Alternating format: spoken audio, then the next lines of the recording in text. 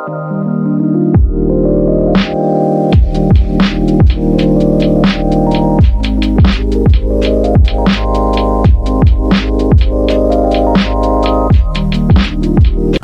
and love, beautiful people. Thank you for tuning in.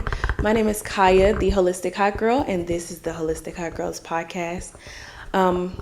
Today, I have on my heart to talk about wealth and just what it means. A lot of people, I think, associate wealth with material things and specifically money. That is not what has to be your definition of wealth. And I think it's really important to evaluate and establish what your definition of wealth is as soon as possible. Without properly having like an idea of what wealthy is to you, I don't feel like there's a realistic way to set goals for elevation. You have to want to have somewhere to go.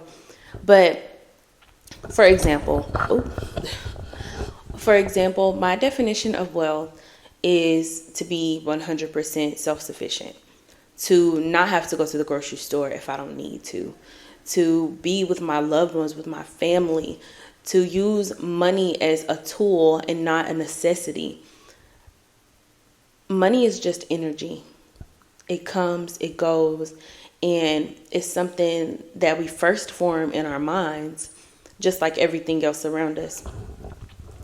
But it's super important to define what wealth means to you and to constantly reevaluate that in every stage of your life, because it's going to change. It's supposed to change.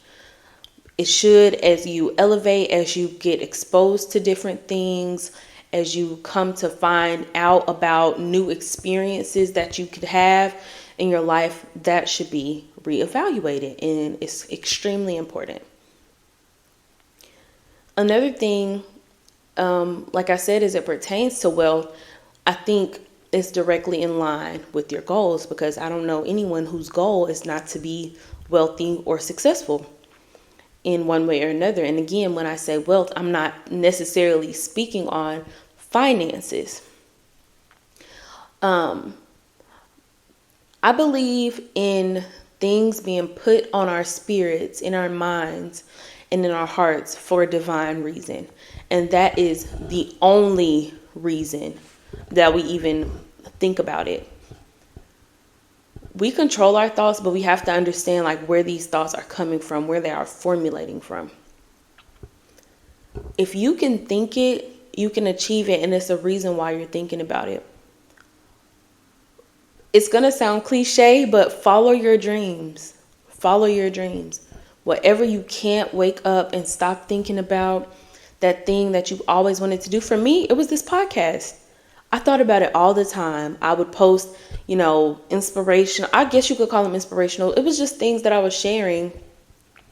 But I would make posts on Facebook, just, talking about lessons that I've learned, things that I've experienced, how I maneuvered through them, and what made it easier for me to deal with it, things that I could have done differently. And someone actually suggested that I write a book, but I always knew I wanted to use my voice, and that was super important for me. So that just goes to say, like, whatever it may be, start small. Planning is a part of the process. When you have a dream, it's easy to just say, okay, follow your dream, go do this, go do that. But actually planning, it's a lot of preparation that goes into just this podcast alone. The amount of preparation, just putting my thoughts on paper. Before I even bought any equipment, before I even bought anything to use, actually sitting down, deciding what I was going to talk about, how long I was going to talk about it, graphics for my YouTube page, who I was going to have on the show, what we were going to talk about. It's just having a plan, or having a plan to plan. But in that plan, setting the plan in motion. I said plan like 16 times. But putting pen to paper and writing things down is more powerful than people make it out to be. That's what I will say. So if you got something that's just in your head, in your heart, you can't get it out, Write it down. It's a reason for that. And even if you pursue it and find out that that's not necessarily your calling, that's not what you want to do, you can't say that you didn't do it. You can't say that you didn't try.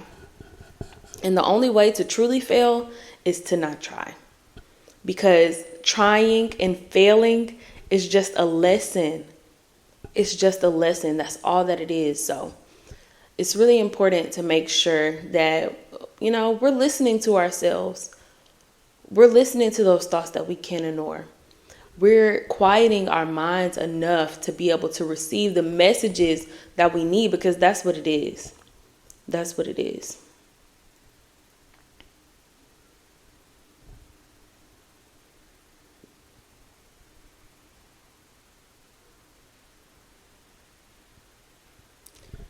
As it pertains to pursuing your dreams, following your dreams, this is something that I am currently working on myself, and something that I pass on to my dearest friends who are doing similar things, as far as being vulnerable, putting themselves out there, showing their gifts, being okay with just opening their mouth, using their voice, is that the people who don't understand, the people who don't get it, the people who have contradictory thoughts to yours as it pertains to your art or your business or whatever dream that you have that you're looking to pursue, it's just not for them.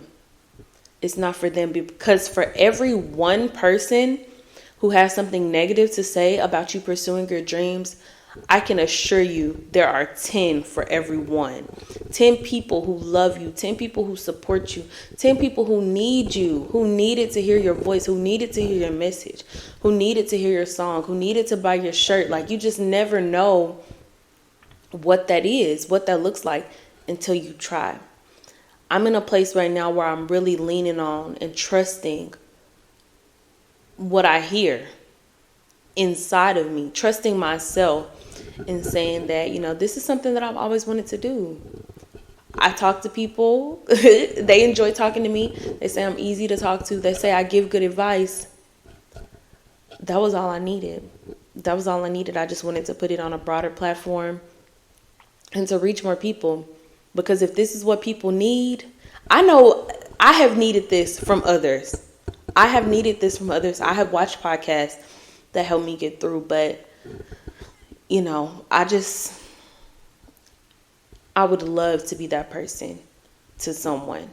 And if this is my way of giving back, pouring back into my life, pouring into other people's lives, like, it's truly an honor to just be that for someone, to be that guidance, to get them back on the right track, to say, what are my goals again?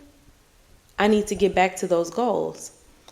So making goals, making plans for those goals, defining what wealth means to you, that is a straight shot to just get you into purpose-driven work, intentional work, being intentional with everything that you do. I believe I talked about that in another episode of the podcast. After you write down your goals, make every decision after writing down those goals intentional towards those goals.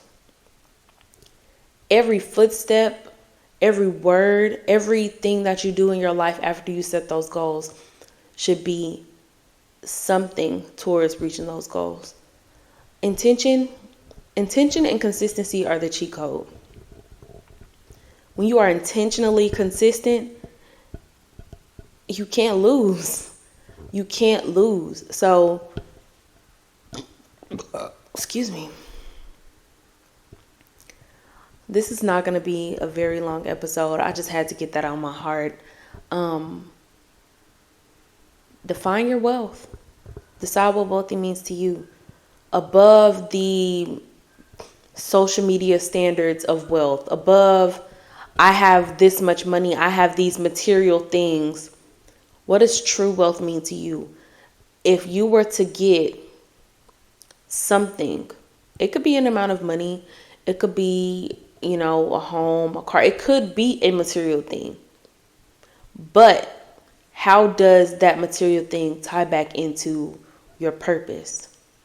How does that material thing tie back into your goals, your honest goals? Like, for on a deeper level, it's just something to think about. It's something to honestly think about. But that's all I have today. I love you. You love you. And just remember to keep pushing. We're all in this together. Peace and love.